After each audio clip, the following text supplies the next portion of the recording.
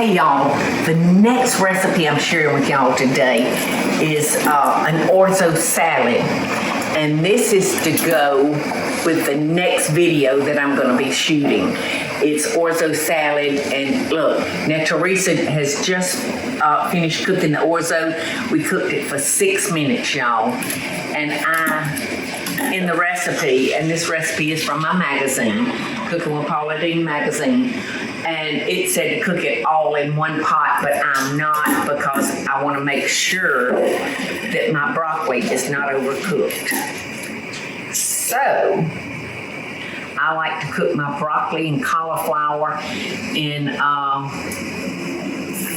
this little pot, because I don't lose my hot water and I can keep cooking with it. And now I'm dropping it in this ice bath over here because I want it to keep that pretty green color. Oh, this little pot is so wonderful. So, there we go. I think that's going to be plenty enough. Although I got my hot pot, so we'll go ahead and just do it all. And maybe I can talk Michael Ruba into eating some. I can get him to eat broccoli. He will eat that. So I'm going to come over here. And the recipe says to do it with a whisk. But I'm going to put it in, well, while my orzo came in, something that I can shake. So I'm going to add my olive oil in here first. And my champagne vinegar next. And my shallots.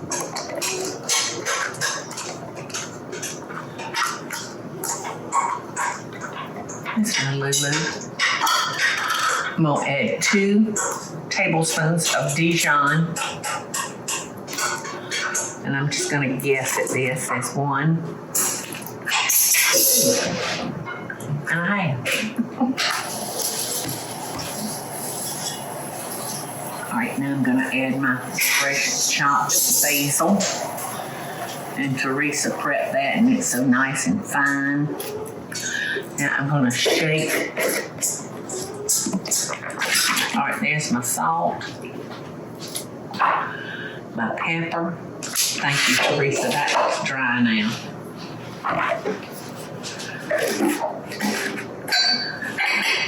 Did you add the dehydrated? Yes. All I've got to do now is add the tomatoes. And I don't know if I ought to put these tomatoes in here or not. I'll do some in here and we'll shake. Like I said, this is being made to go with the next video that you're going to see, which we're serving this along with a fish.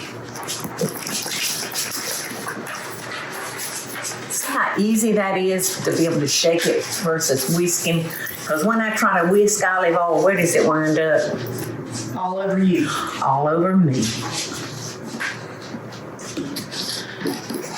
All right.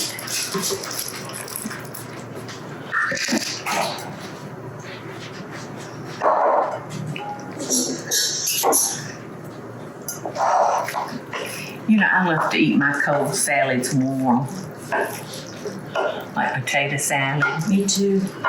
Right after it's cooked. Now, broccoli is gonna cool this off because our broccoli is ice cold. Look how pretty this is, y'all. So pretty. Ain't Peggy and her son George just left me a little while ago. They've been here for a couple of days by my Aunt Peggy to see to her dogs. And they would have loved this salad. So I wish they were here to eat it with us. So all we're gonna do is just stick this in the refrigerator. And it's probably good up to a few days, isn't it, Teresa? Oh, yes, ma'am. Probably one of those things that just gets better. As it sits.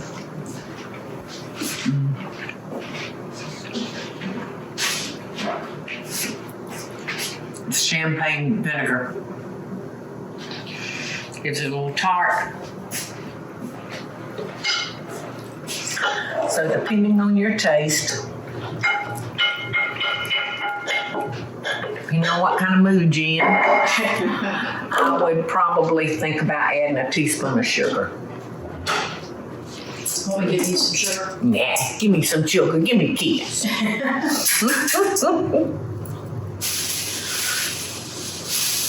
to waste this broccoli.